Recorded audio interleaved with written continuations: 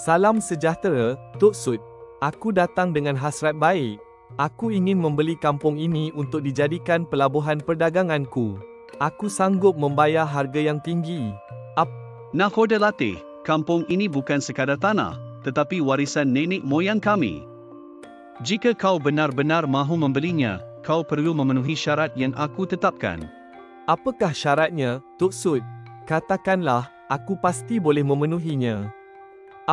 Jika kau mahu memiliki kampung ini, kau harus mengisi selaut air ke dalam sebuah tempayan. Penduduk kampung yang mendengar syarat itu berbisik-bisik, terkejut dengan permintaan yang mustahil. Mustahil, Tuan. Bagaimana mungkin kita memasukkan seluruh air laut ke dalam satu tempayan kecil?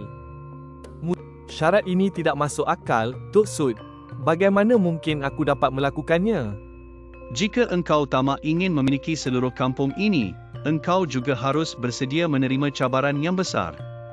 Jika engkau tidak dapat memenuhi syarat ini, kampung ini akan tetap menjadi milik kami. Aku tamak. Aku hanya mahu memperluaskan perniagaanku, tetapi aku tidak berhak merampas kampung ini daripada penduduknya. Tok Sud, kini aku faham maksudmu. Aku tidak boleh mengambil sesuatu yang bukan hakku semata-mata kerana kekayaan.